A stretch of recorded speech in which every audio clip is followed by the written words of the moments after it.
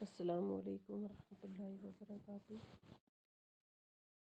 رب اشرح لی صدری ویسر لی امری واحلل عقدۃ من لسانی یفقهوا قولی۔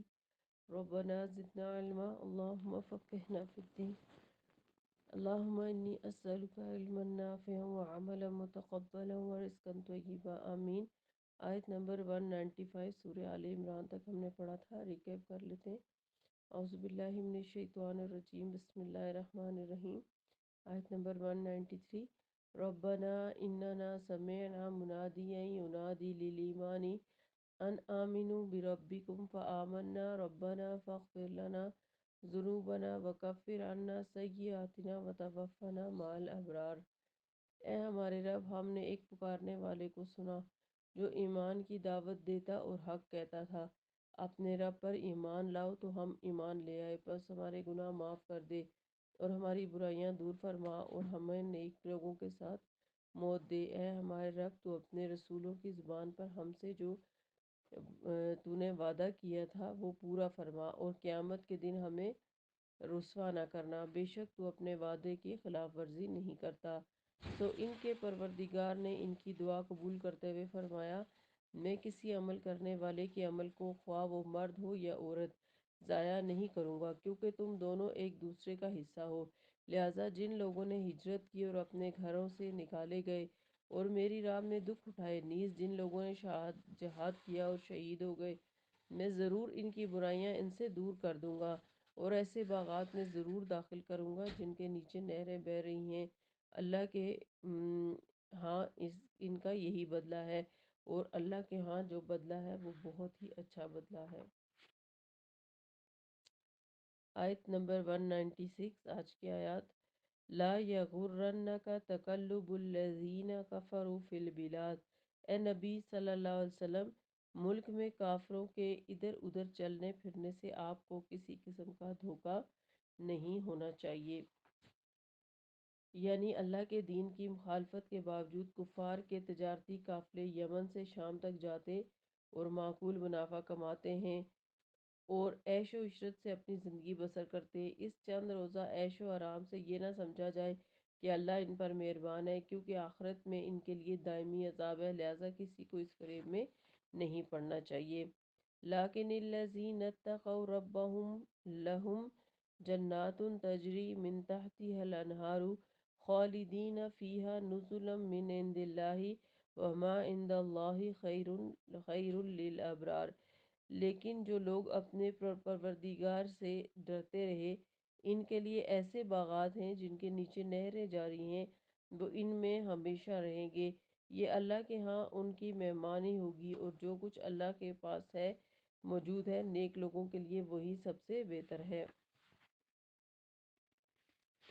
کافر اور مسلمان کی زندگی کا تقابل یہاں بیان کیا گیا۔ ان دو آیات میں ایک مسلمان اور ایک کافر کی دنیاوی اور اخروی زندگیوں کا تقابل پیش کیا گیا۔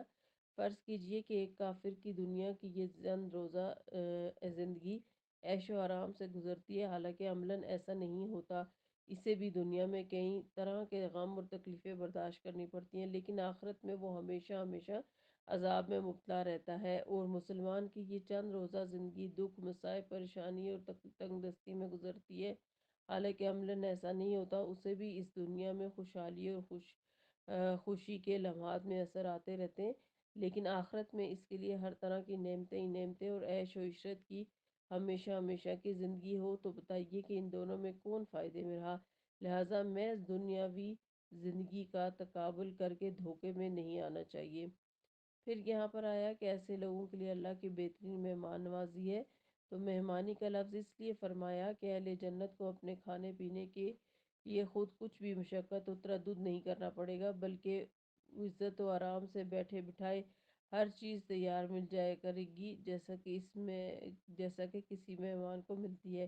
دنیا میں ان لوگوں نے جس قدر زیادہ دکھ اور اسلام کی راہ میں مصائب برداشت کیے ہوں گے، اسی قدر انہیں بہتر سے بہتر انعامات سے نوازا جائے گا۔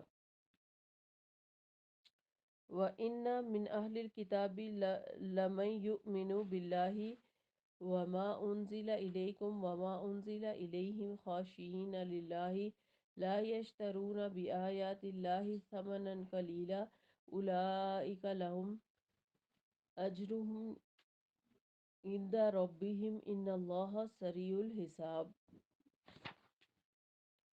اہل کتاب میں سے کچھ ایسے بھی ہیں جو اللہ پر ایمان لاتے ہیں اور اس قرآن پر بھی جو تمہاری طرف اتارا گیا اور اس پر بھی جو ان کی طرف اتارا گیا، وہ اللہ کے حضور حاضری عاجزی کرنے والے ہیں اور تھوڑی سی قیمت کے عوض اللہ کی آیات کو بیچ نہیں کھاتے۔ ایسے لوگوں کا اجر ان کے پروردگار کے ہاں موجود ہے، بلا شبہ اللہ کو حساب چکانے میں دیر نہیں لگاتا۔ دوہرے اجر و ثواب کے مستحق کون ہیں؟ یہود میں کچھ ایسے لوگ موجود تھے جو اللہ سے ڈرنے والے، حرام خوری سے بچنے والے، دیانتدار اور نیک سرشت تھے۔ اگرچہ ایسے لوگ بہت کم تھے تاہم تھے۔ ان کا ذکر پہلے سورہ آل عمران کی آیت نمبر 113 تا 115 میں گزر چکا ہے۔ یہی وہ لوگ تھے جو رسول اللہ صلی اللہ علیہ وسلم پر ایمان لائے اور ایسے لوگ دوہرے ثواب کے مستحق ہوتے ہیں۔ ایک اپنے نبی اور کتاب پر ایمان لانے کا، دوسرا نبی صلی اللہ علیہ وسلم اور قرآن مجید پر ایمان لانے کا۔ چنانچہ آپ صلی اللہ علیہ وسلم نے فرمایا کہ 3 آدمیوں کو دوہرا اجر ملے گا۔ ایک تو اس کو جس کی کوئی لونڈی ہو اور وہ اس کی اچھی تعلیم و تربیت کرے اور ادب سکھائے پھر اس سے نکاح کر لے۔ دوسرے اس یہودی یا عیسائی کو جو اپنے پیغمبر پر ایمان لایا پھر محمد صلی اللہ علیہ وسلم پر ایمان لایا۔ تو یہاں پر دوہرے اجر کن کے لیے ہے؟ جو اپنے نبی کے ساتھ ساتھ نبی صلی اللہ علیہ وسلم پر بھی ایمان لائے۔ پھر فرمایا یا ایھا الذین آمنوا اصبروا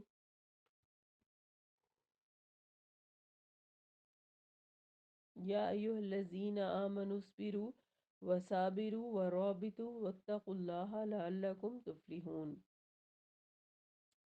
اے ایمان والو، صبر کرو، پامردی دکھاؤ اور ہر وقت جہاد کے لیے تیار رہو اور اللہ سے ڈرتے رہو۔ توقع ہے کہ اس طرح تم کامیابی حاصل کر لو گے۔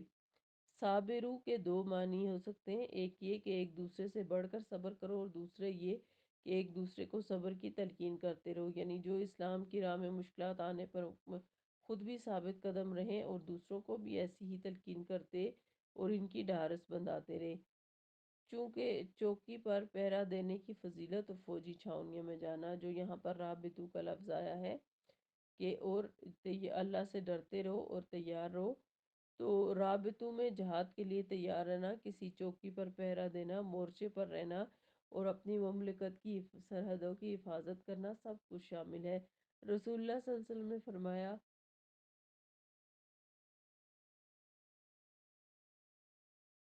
اللہ کی راہ میں ایک دن مورچے پر رہنا دنیا و ما فیہا سے بہتر ہے، اور تم میں سے کسی کو ایک کوڑا رکھنے کے برابر جنت میں جگہ مل جائے تو وہ دنیا و ما فیہا سے بہتر ہے۔ اور شام کو جو آدمی اللہ کی راہ میں چلے یا صبح کو تو وہ دنیا و ما فیہا سے بہتر ہے۔ صحیح بخاری کی حدیث ہے۔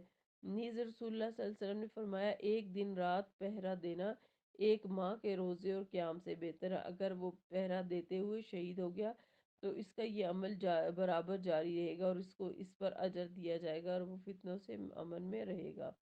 صحیح مسلم کی حدیث ہے۔ بعض فقہا رباط کو جہاد کی فی سبیل اللہ سے بھی زیادہ اہمیت دیتے ہیں۔ وجہ یہ ہے کہ جہاد فی غیر مسلموں سے کیا جاتا ہے اور رباط خود مسلمانوں کی حفاظت کے لیے ہوتا ہے۔ مدنی دور کے ابتدائی برسوں میں مدینہ کے ارد گرد بسنے والے مشرک قبائل آپس میں گٹھ جوڑ کر کے مدینہ منورہ پر حملہ کرنے کی سازشیں کرتے رہتے تھے۔ رسول اللہ صلی اللہ علیہ وسلم ان کے حالات سے ہر لحاظ سے باخبر رہتے اور جب محسوس کرتے کہ مدینہ کی طرف کوئی بری نظروں سے دیکھ رہا ہے تو فوراً خود وہاں پہنچ جاتے یا سریہ بھیج دیتے۔ صلح حدیبیہ سے پہلے اکثر ایسے واقعات پیش آتے رہے۔ بسا اوقات یوں ہوا کہ دشمن اسلامی دستوں کی آمد کی خبر پا کر تتر بتر ہو جاتا۔ 9 ہجری میں عرب کا بیشتر علاقہ اسلام کے زیر نگین آ گیا تو شام کی سرحد پر عرب عیسائیوں نے جو کیسر و روم کے زیر اثر تھے مسلمانوں کی سرحد پر اپنی افواج اکٹھی کرنا شروع کر دی۔ افواہ یہ گرم تھی کہ 2 لاکھ سپاہی 2 لاکھ عیسائی اس سرحد پر جمع ہو رہے ہیں۔ غزوہ تبوک اسی وجہ سے پیش آیا۔ اسلامی لشکر کے پہنچنے سے پہلے ہی دشمن کا لشکر منتشر ہو گیا اور نوبت جنگ تک نہیں آئی۔ دور فاروقی میں بھی جب اسلامی سلطنت کی سرحدیں بہت وسیع ہو گئیں تو سرحدوں پر فوجی چھاؤنیاں قائم کر دی گئیں جہاں ہر وقت فوج موجود رہتی تھی تاکہ دشمن کی نقل و حرکت پر اس کی بروقت سرکوبی کی جا سکے۔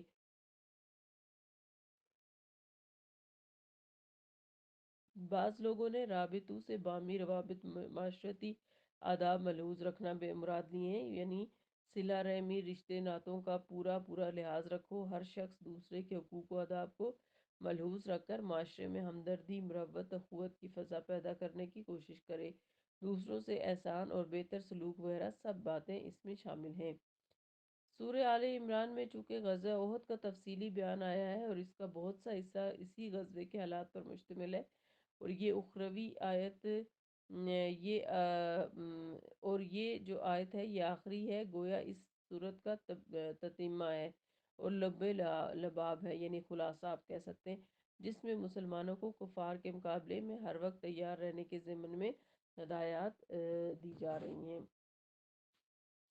تو الحمدللہ ہماری سورہ آل عمران بھی اختتام کو پہنچی۔ اللہ تعالیٰ ہمیں بہترین سیکھ کر سمجھ کر عمل کرنے والا بنائے اور ہمارے علم اور عمل میں اضافہ فرمائے۔ اللہ تعالیٰ ہمیں تقوی اور ایمان کی نعمت سے نوازے، آمین۔ سبحانک اللہم و بحمدک، نشہد ان لا الہ الا انت، نستغفرک و نتوب الیک۔